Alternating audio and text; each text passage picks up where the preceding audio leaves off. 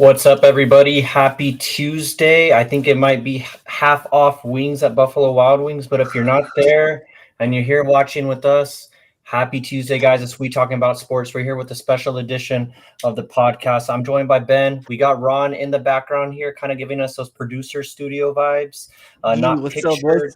But we're going to go over the play in here for the West. They get kicked off today, and then the East takes place tomorrow. But Ben, I know you watched some UFC 300. We're not going to talk about that today. But how was your weekend, man? Hey, so you're saying Ron just needs to play some drums for us right now or something? Yeah. Ron's got to give us the sound effects all pod. No, I'm happy to be here, man. We're here for some NBA playing. We haven't talked about much NBA this year. It's the playoffs, so we're gonna get into it. Got some big games here. We're talking about we got a lot of championship rings in the playing games tonight. Just say that. From two teams with huge fan bases. I wish Justin could have been here with us tonight to talk about his Lakers and them being in the play-in, but I'm eager to talk about NBA tonight, Roland. Do plan on recapping the UFC on Thursday. We do plan on coming back on Thursday. We got to talk about how wrong I was with Justin Gaethje. I mean, we're going to save that Max Holloway talk for Thursday, but we're definitely going to get into it. Yeah, that pod definitely has to happen on Thursday. UFC 300 definitely deserves a recap. But Ben, you laid it out perfectly. We are going to talk about the play-in today. We got the West that's kicking off with the Lakers and Pels right now, actually at 6:30, and then we got the Warriors and the Kings tipping off later on tonight, and then tomorrow night the East tips off with Philadelphia and Miami, and then we got Atlanta and Chicago fighting for the 9 spot. Ron, if you don't mind just taking us to that next screen. Yep, we got the Lakers versus Pels. This is a regular season matchup that the Lakers actually did pretty good against. They were 3-1 against the Pels here. They find themselves in the 7-8 matchup. A winner locks in the 7 seed and a matchup against the Denver Nuggets. Loser has to play the winner of the 9-10 game. Ben, I just noted that the Lakers are 1-3 against the Pels in the regular season. Most recently got a 124-108 victory over them when they last linked up. What do you like about this matchup for the Lakers? Does that regular season result hold any weight for you? Yeah, this was the last game of the season. Pretty much, this was at 2:30 on Sunday. It was for some seeding position as far as opponents that they were going to play in the play-in. So this was a big one. The Lakers did have a lot of success. I think that a lot of the success that the Lakers have is because their big man AD does a decent job protecting the rim against Zion. We'll get into that a little bit. I know AD did go down on Sunday, didn't finish that game. They were talking about him having headaches and stuff. We know AD is, not the most reliable, dependable guy. That's been the stigma on him. Of course, they did have that championship run where he was healthy the whole way. But, yeah, Zion is a bruiser. He's going to definitely be getting into AD's body when he's trying to attack the basket. But AD, I think, is the reason why they've had so much success against the Pelicans and neutralizing Zion for the most part. Yeah, Ron, thanks for putting up that graphic. The Lakers, Ben, you talk about it on the defensive side, but look at their points in the paint, just to just lend to how strong they are. On the offensive side, they're second in the NBA when it comes to points in the paint. That's definitely where this game's going to be played. LeBron James, the older he's gotten, the more in the paint he started to play. Anthony Davis, where he lives, and then Jackson Hayes, coming strong off those pick and rolls. Definitely, lends you to believe that the Lakers, they have to play from inside. It's a little backwards thinking when you think about today's NBA and you want to spread it out, get as many shooters on the floor as possible. But that's just not the way that this Lakers team is built. They're built to play from inside. Their two best players, AD and LeBron James, both live inside the paint. So Ben, when you look at this and you start thinking about, potential next matchup for the Lakers, and I know that's all that anybody really cares about when it comes to a team like the Lakers. You noted at the beginning, there's a lot of championship rings in these two matchups tonight between the Lakers and Warriors, respectively. We all know they don't just want to win this play-in game. So realistically, is this a win and you're done situation, like a one and done situation essentially for the Lakers, or do they have more to fight for than just the first round exit after this? Yeah, and The Lakers having LeBron on the roster and him being their GM and this master strategist, some would say, losing tonight and like you said, avoiding they got swept by the Nuggets last year. Some people might say the games were close. A close sweep, call it what you will, right? It was 4-0. I don't see why they'd want to sign up for that, to be honest. It's not a very smart move. LeBron's usually known for trying to make the smart move, be the smartest guy on the court. It's not in their best interest to win and then go and have to play in Denver on Saturday. When you go take the other end of it, I mean, let's say you maybe don't go all out tonight. Maybe you rest AD. Maybe AD doesn't suit up, and that's your way of kind of, playing it to you're not going all in on this one. But then you do that and you have a one and done scenario, could possibly be against the Kings or the Warriors, whoever ends up in that game. I don't see the Lakers risking that. I don't see Darvin Ham. We know that there's been a lot of talk about him being on the hot seat and the players' lack of attention to his, play calling out of timeouts and whatnot. He's been criticized a lot openly by his own team. Well, I think the Lakers do have to go out tonight, kind of just take care of business. They are an older team. They have a lot more injury risk when we talk about AD. So why do you want to play more basketball games, right? Yep. I get you would go get matched up against the Thunder, but at the same time, if you plan on winning a championship, it probably, for the moment, runs through the current champions, and that's the Denver Nuggets. So you're probably going to have to see them at some point anyway, right? Exactly. Might as well play them when you're fresher.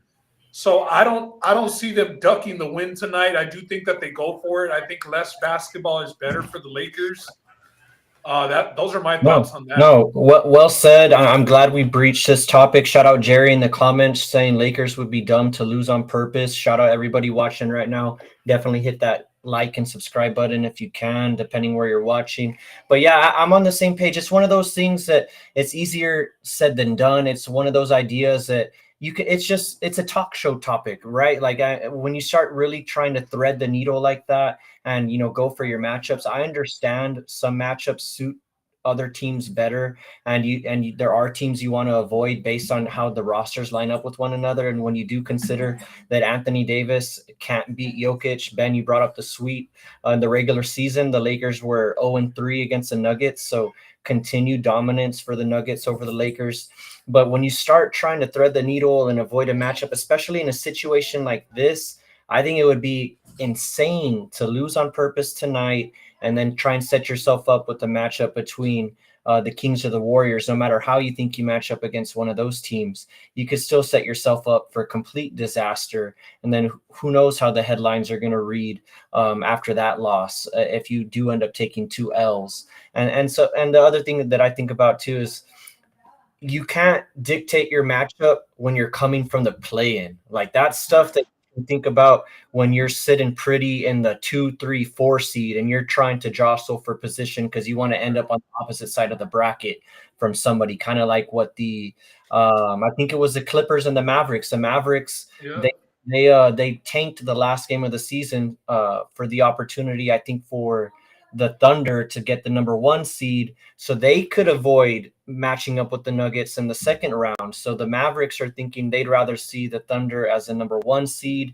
rather than the Nuggets. And so that's how we kind of got in the situation that we're in today. But I bring that up to say that the Lakers, it's one of the beggars can't be choosers. You're lucky to be in the dance right now based on how the season went for you.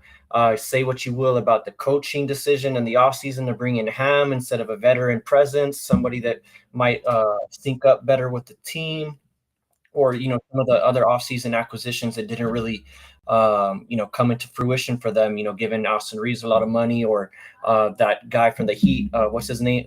Last name Gabriel. Vincent, not really coming through for them all year.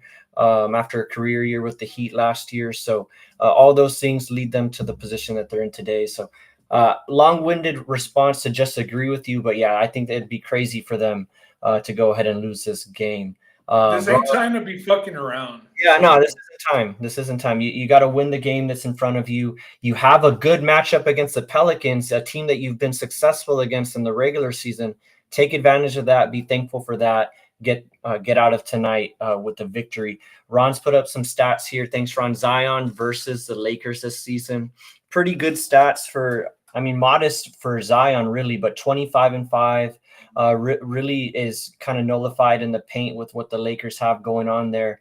Ben, do you expect Zion to have a big game? Does Zion need to be the best version of himself for the Pelicans to pull this off? I think, and 20 is kind of low for Zion. He modest. averages closer to 25 a game. So, I mean, it is 5 points less than his average in these meetings. Yeah, like for example, Sunday he had 12, 8, and 8 in a loss. Right, and that was a big game because obviously it was for positioning. We knew the Lakers were taking it pretty serious. But I think the bigger Zion's going to have to try and be Zion, but I think it comes down to Brandon Ingram, to be honest. I know Ingram, those spreads in this season where he was balling. I mean, he couldn't miss a jumper. We know that he has a real silky, smooth game to him. Really, really good basketball game when he's on. When he isn't, though, he doesn't give you much, aside from he rebounds decently, but I mean, when you look at his numbers, like his rebounds over under, you're looking at 4.5. I mean, he's not the biggest rebounding guy. He's not a huge passer. Ingram's there to get a bucket. If he's not getting a bucket, he's not helping much. So I think Ingram is the biggest component for the Pelicans in this game. He really needs to shine. We need to see 20 plus from Ingram, because if you get 20 from Ingram, you get 20 from Zion. You have CJ chip in with his 15 to 20. I mean, you got a good chance when their big three is scoring like that. You sprinkle in those shooters on the outside. They're deep, but they definitely need their stars to show up. That's what's been keeping the Pelicans from taking that jump. Yeah, and what you can't have is that stat line that Ron just posted up here is you can't have Ingram go for 13 and 5. That's kind of to your point, Ben. Ingram's one of those guys, when he's on. He's going to put up 26. He's going to put up 35. He's going to put up 30.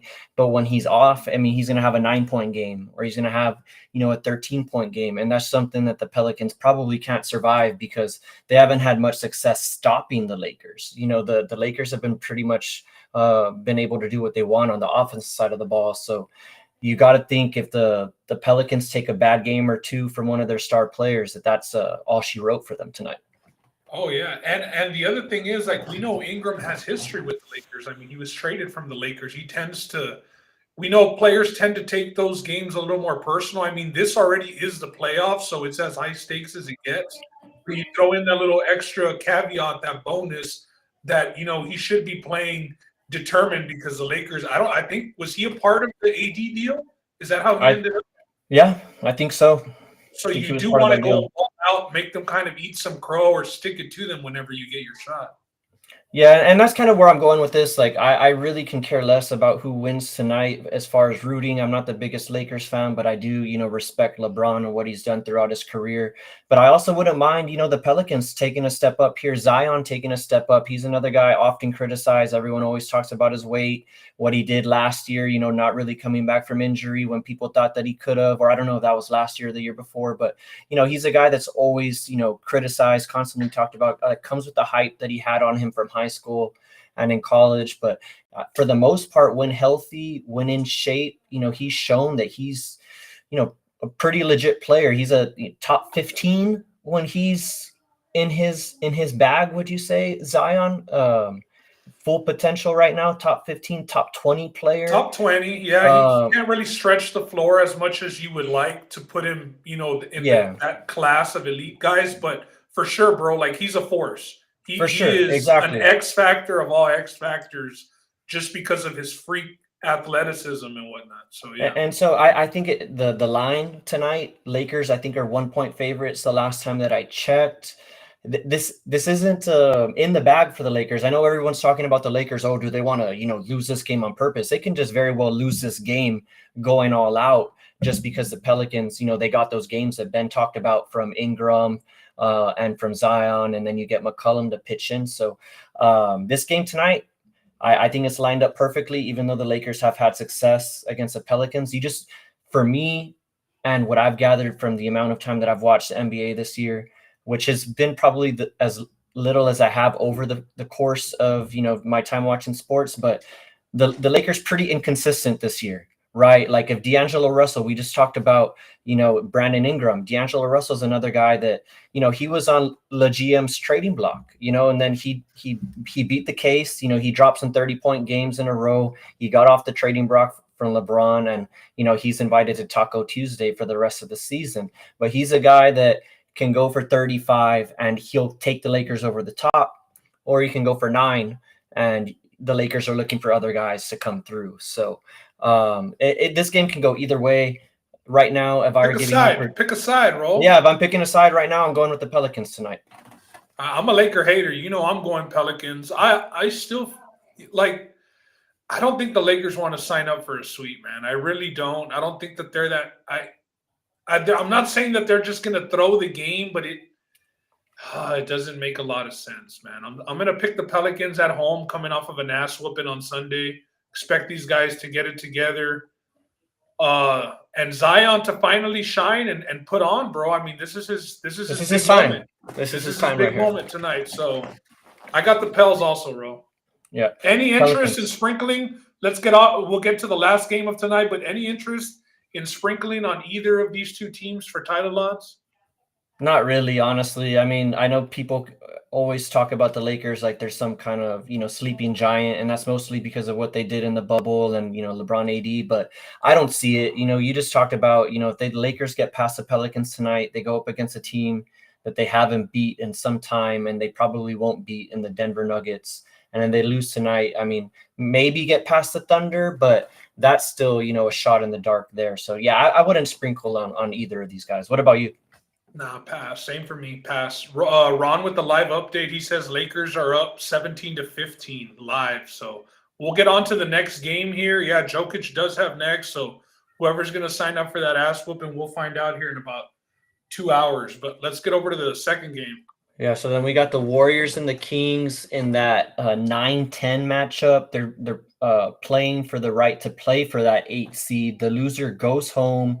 Kings got off to a pretty good start for all intents and purposes. They had Malik Monk playing worthy enough to have his name in consideration for 6th man of the year. Was a good candidate. Actually, might have been the leader in that category for some time, up until he got injured. Domantas Sabonis was a walking triple-double this year, was really putting in some work. And then De'Aaron Fox, you always know what you got with him. On the other side of the coin, you have the Warriors. We all know what they've done over the past decade. Steph Curry has, from what I've seen, had another, Steph Curry year. He's still, stretching out that prime. You can do that when you got the shot that he does, and you can handle the ball the way that he does. The rest of his team, however, a lot of turmoil. You had Klay Thompson questioning life itself, just wondering if he wanted to do this anymore throughout the course of the year, saying that he went from being a top 10 player to a guy that's, can't even crack the rotation. Probably not that far into depression, but, he was questioning himself throughout the year. You had the CP3 acquisition really, kind of been hit or miss throughout the year. And then you had Draymond Green, who had to check into anger management for, his on the court issues finally caught up to him. But the Warriors, they find themselves here as 2.5-point favorites. The Kings come into this game limping. They don't have Huerter. They don't have Monk, who we just talked about. Ben, do you agree with the 2.5-point line? And do you agree with Ben's, or not Ben's, but do you put any credence in Ron's question here? Does Curry need to have a 40-point game in order for them to get this done, or something similar to move on? Or do you think they got it just with their roster itself? I don't think Curry has to have a 40-point game. I do think that he's due for a 40-point game. I think that Curry's been laying pretty low, hence where they are in the seedings and them having to win 2 games to get in. But it's about that time, right? Playoffs, we've seen a come bucket, big resurgence for him after calling out Steve Kerr, averaging about 20 points per game since being put into the starting lineup. Then they got that Jackson Hayes Davis kid out of Indiana that they also inserted into the starting lineup. Bench Klay. So it's time. Those guys don't have playoff experience. They don't have that big game experience. Those were, a rookie, and Kuminga was right in the bench until he finally, lost it and spoke out against Kerr. But it's about that time for Curry to put on a performance like that. The Curry stands. They eat that shit up, and I mean it is playoff time. I haven't been the biggest, you know how I feel about Curry, but this game, I feel like they got it no matter what. I mean, the Kings are missing a lot. Malik Monk out, Kevin Herter out. The last two games have been decided by 1 point each, with the Kings winning. They're going to let Draymond loose tonight, bro. I mean, he's going to mug, harass, assault. We're going to have to call Olivia Benson and Law and Order SVU after Draymond Green is done with Sabonis tonight, bro. It's going to be bad. Well, Sabonis is the player that, Draymond went viral for stomping on last year because of their matchup. Was it last year? These Euro players get it, bro. Like they get targeted, the Euro players, and we know that. If we look at Draymond's hit list, there's a lot of foreign and European players on there. So, Rudy Gobert, Sabonis. It's tonight, bro. Tonight, this man might get put in jail, or they're just going to let it ride, and Sabonis is going to be out of the game. Yeah, it's one of those things, we've seen it in the playoffs with Draymond before. He gets a little bit of an extended leash, even more of an extended leash than he has in the regular season. Like, he downright does everything short of, physically assaulting a ref before they call any sort of technical on him in the playoffs. So I'm interested to see if he gets that same whistle. The only reason why I'm kind of apprehensive is because I feel like the refs are a little bit tired of Draymond now. We've seen them with the short whistle. We just seen refs in general, just get short with the whistle and get kind of petty with some of the technicals that they're calling. So Draymond better be on his best behavior tonight. His team needs him. Just say what you will about Draymond, but he is still, I know he doesn't play point guard. I know the usage isn't there, but he, to me, is still one of the better, and again, take it with a grain of salt, but floor generals out there. Like, he's a guy that, well, if the offense is a little shaky, he'll help get you into the right set. On defense, if you need a setup or there's communication issues, he's going to be the guy that gets in your face. And, he might punch you if you're Jordan Poole, but he's gonna address the issue, and he's that the ultimate glue guy for them. So Steph Curry, have no doubt he's gonna have a good game. Draymond Green, he's gonna come with it, do what he does, and it's gonna be the ancillary players. We're gonna need to see Kuminga come in and step up in the playoffs. We're gonna need to see Podziemski, I think that's how you pronounce his name, the dude from Santa Clara who's been pretty decent, the rookie, come in and play the game. We gotta see Clay and not Clank. We gotta see Clay. The guy who's so quick to remind everybody what the Warriors have done over the past years. He was just reminding CJ McCollum the other day that, he's been busting his ass for 10 years. So it's just one of those things. Clay's got to step up. Clay's got to give him a couple threes here and there. This one's being played in Sacramento. Do I have that right? Or is this so he's going to have to hit a couple threes. They like to light the beam over there. And honestly, I think Fox is probably still going to have a good game, but I don't know if that's going to be enough. I think the Warriors might have a little too much firepower for the Kings just coming in here with no Monk and no Harder. Do you agree? Even if Fox has a nuclear game, they're still fighting an uphill battle. Fox usually goes nuclear against Golden State. I mean, think about it. It's going to be Curry and Chris Paul checking him, and maybe that rookie out of St. Mary's. I mean, yeah, he's probably going to have to go for 30 or 40 if they want a chance at winning. So some De'Aaron Fox overs, I think, are a good look. Lakers up 21-20 live right now. So that game's in the first quarter being played tight, playoff atmosphere. But here, like, Malik Monk had 21 points in the last meeting against the Warriors when they won by 1. Herter was in double digits the last 2 games against them. I just think that they got guys in the starting lineup now who, just became starters at the latter part of the season, last 20 games of the year when those players went down, and now you expect them to go into the playoffs against a team like the Warriors. I hate giving these fools their props, bro, but there's levels to it, and this game I think is going to show it. Yeah. I hate these small spreads, but bro, I think that this is Warriors early, Warriors often, Warriors late. I don't see the Kings standing a chance in here. They were last year they had a way higher seeding, right? Got upset in the first round, but they were a top 4 seed. This year they find themselves, at home trying to light the beam against the Warriors, but I don't think that the beam's going to be lit today. I do think that the Warriors win pretty easy, so I like the Warriors in this one. Yeah, the only way I see this game being close, and I think this game is close in the first half, that's if Fox gets off to a hot start. That's the only way that I see this being close. Fox can single-handedly keep it, a possession or two game in the first half. And then, the second half, the Warriors kind of take over and run away with it. That's the only way that I see this, because Fox over the last 6 games, this is just his points total against the Warriors. This is dating back to October of 22, 26, 28, 22, 39, 29, 29. So Fox is a walking bucket against the Warriors. If he gets off to one of those hot starts, I think he has a chance to keep it close early. But I'm with Ben. I think the Warriors get through here. They have plus 3,000 odds, much like the Lakers. We're coming to an end here, getting close to 30 minutes on the broadcast time. Shout out to everybody that's watched. Please share, like, whatever you guys can. Help spread the word about the podcast would be much appreciated. But Ben, we got the odds here for their respective title chances to go ahead and bring home the Larry O'Brien. The Warriors sitting at plus 3,000, the Kings plus 8,000. Sprinkling on the Warriors that they get through here and maybe find themselves with that eight slot. Excuse me.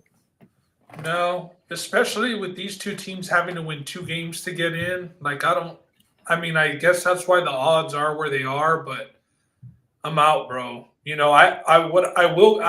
I'll let you answer quickly. I don't think that you would want to sprinkle on either of these teams, but I did want to get to one of the comments.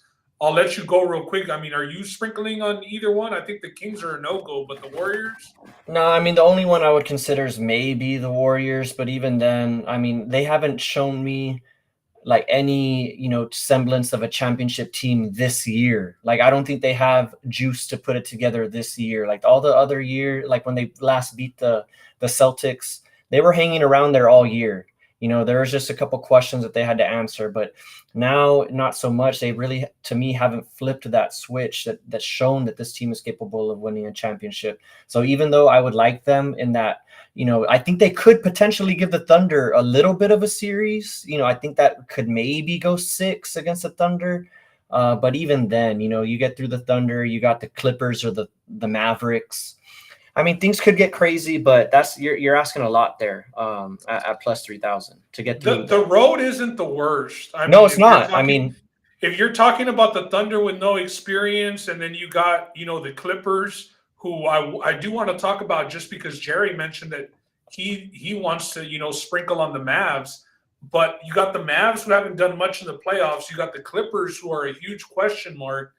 The road isn't that bad for the Warriors, maybe until, if they can reach the Western Conference Finals. But I personally, this year in the West, we'll probably get into it later, but just to hit on Jerry, he said sprinkle on the Mavs. I'm a fan of the Clippers here in this playoffs. I think that they do have a run in them. So personally, I have the Clippers winning that series against the Mavs. How do you feel about the Mavs and the Clippers? Do you think that the Mavs are worth a sprinkle? Where are you sitting? Man, just because of how the Mavs have played over the past month, I do think, they're a popular choice for a sprinkle. I've considered putting a little bit on them. The last time I checked their odds last week of the season, it was plus 1,400. The main thing with them, the Mavs are always going to be able to, score the rock, right? You have 2 of the best point scorers in all of basketball between Luka and Kyrie. So scoring points, clearing 100, 110 is never an issue for the Mavs. It's always been on the defensive side of the ball. And over the course of the past month and a half, they've been playing some solid defensive basketball that's led to some victories. They had a pretty outstanding record over the course of the last month of the season, really trending the right way. They get a matchup with the Clippers. We came on the podcast, so, one of the few times that we talked about basketball when we did a little, sneak into, the current standings and where we thought the teams were going to end up. And the Clippers, they were playing the best basketball that they had played all season at the time that we talked about them. And since that point, they did a 180. It's like I gave them like a big jinx when I was like, hey, I'm on the Clippers. I think I think both you and I liked the Clippers at that point in time in the season. And they've kind of, waffled a little bit. I know it's a little, scary betting on James Harden, but I'm going to stick to my guns. I agree with you. I think the Clippers still have enough to get it done. I think the Mavs do come in here playing, hot. They're, like I said, they got two of the best players in basketball between Kyrie and Luka, who can score with, the best of them. But I think the Clippers still are going to be a little bit too big.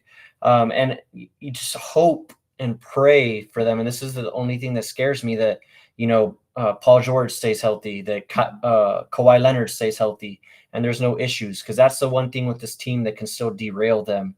But you got to like, Kyrie, I'm not Kyrie, you got to like Kawhi if he's fully healthy in the playoffs with what he can do. He's a guy that, he lives for these series in the playoffs.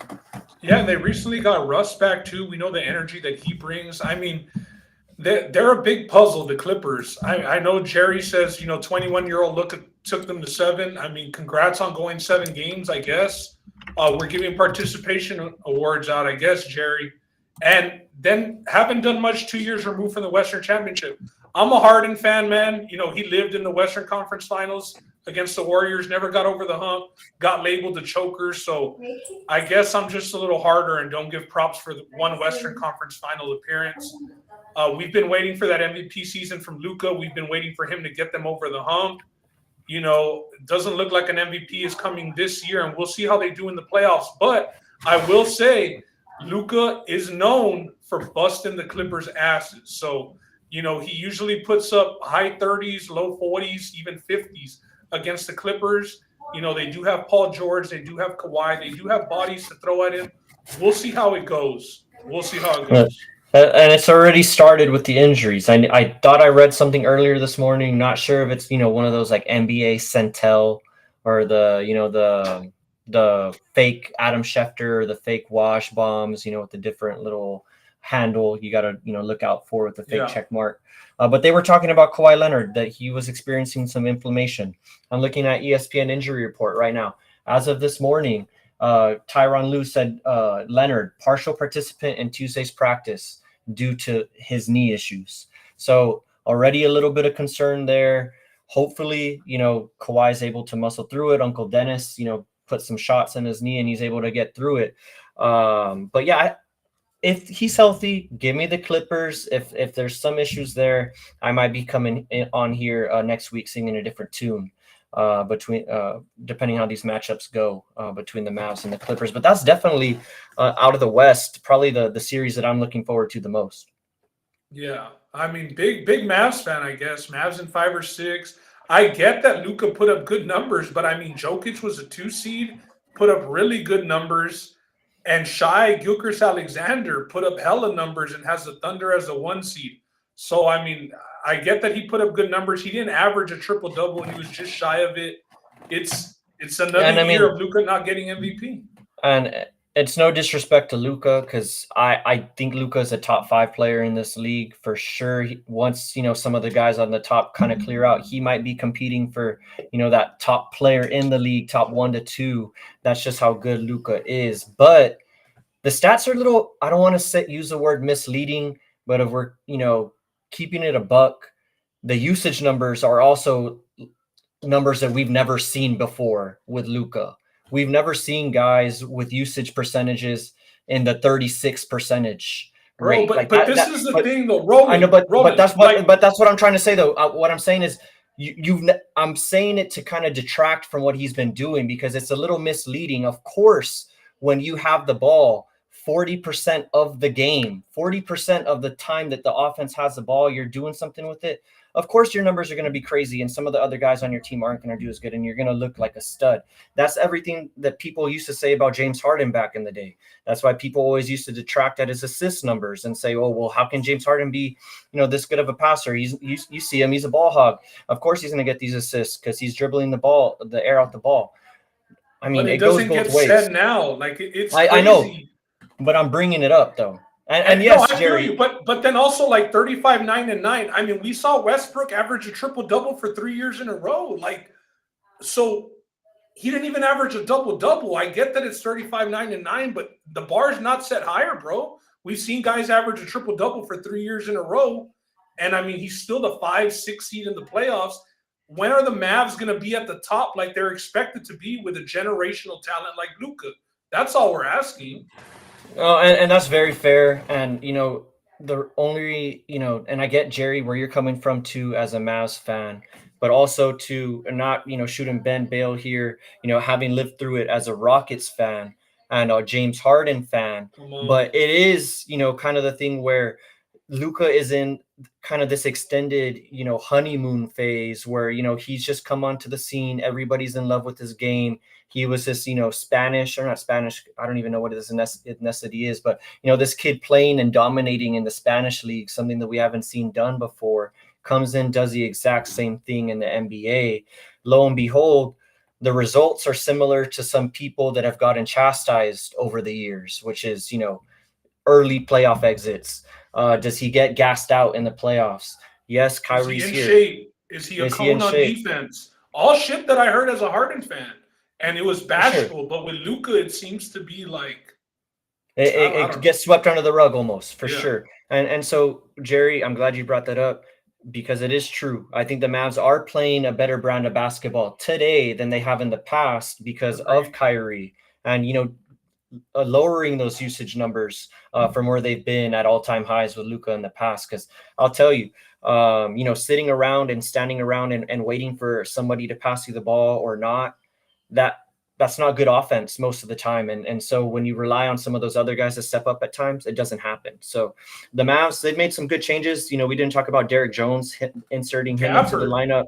Gafford was a great trade, getting him over from the Wizards. A great rim runner, plays defense.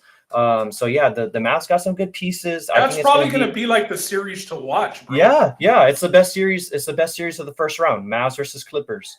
I'm just going to stick to my guns. I don't want to hedge out of my bet that I have on the Clippers. But who knows? I might be taking the Mavs in some individual games because we talked about it. This doesn't mean they're going to win, but they have had success against the Clippers in the playoffs before. So we'll see what happens. That's definitely the matchup to look out for, outside of a couple of others there. But and you want to do quick picks on tomorrow, just real quick. I mean, I know the Bulls, Ron had it Bulls up and there. Hawks. It's Bulls and Hawks, and then Bulls it's and Hawks, Heat and then and Heat Sixers. and 76ers. I know Joel Embiid is back. I'm going to go with the 76ers to beat the Heat. And then real quick, I'll go with the Hawks. Trae Young is back. I think this is last year with the Hawks. I expect them to go out balling. DeJounte Murray has been balling as well. So I got the Hawks beating the Bulls tomorrow. Yeah, I got man. I'm going with the Bulls just because I don't believe in the Hawks. I think Trae Young and DeJounte Murray. I like DeJounte Murray. I like Trae Young also, but mostly has been a failed experiment. They don't play well off of each other. I think they thought it was going to be a little bit of like fire and ice. Like you got a defensive lockdown guy, and then you got your offensive dude, but it just really hasn't gelled out like that for them. So give me the Bulls to get it done. Give me DeMar DeRozan to have a classic DeMar DeRozan game. Live in the mid range and get it done. This other game scares me a little bit, but I'm agree with Ben. Is I'm going with the 76ers. I know Jimmy Butler is a guy that pretty much the last couple of years of his career has just been waiting for the playoffs to get around before turning it up. We all saw what they did to the Bucks last year, completely put Drew Holiday in the woodshed and took him out back. But I don't see that happening here. I see Joel Embiid. Had it not been for the injuries that occurred this year, he might have been playing, some MVP basketball. I know he was up there before he kind of got injured in the middle of the year. He's a stud. I mean, there's no other way to put it about Joel Embiid. He's probably, outside of Jokic, I mean, the best back to the basket player that we've seen in some time. And that's not even, all that he has to offer on the offensive side of the ball. So give me the Sixers to get it done. Maxey probably going to win most improved, even though I think that's an award that probably shouldn't be for a player of his caliber. But nonetheless, he's probably going to win that award. Any other thoughts on those games, Ben? Yeah, Ron, going with the 76ers and Hawks. I'm just interested to see Embiid. We don't know if he's, 100%. He's obviously getting back into game shape. Bam Adebayo, one of the best big man defenders. So I really am interested to see that matchup. Yeah, and Jerry, you're right. Jerry, we're going to be here for it, bro. I am sour, bro. We're super sour. Our Texas teams aren't in the playoffs. We'll tip your hat to you on that, but let's see how long you stay in. We'll be here to argue about it, brother. Thank you. That's true. Well, thanks everybody for joining in tonight. We'll be back on Thursday to do a UFC recap. Ron, hopefully, will have his camera on so we can see his beautiful face. And Justin is going to be here to break it down because I know Justin got lit on Saturday because Max Bless Holloway threw it down. We're going to break that down on Thursday. But for tonight, that's all I got. I'm going to look for the outro here unless somebody can help me. But that's it, guys. Enjoy your Tuesday, and we'll talk.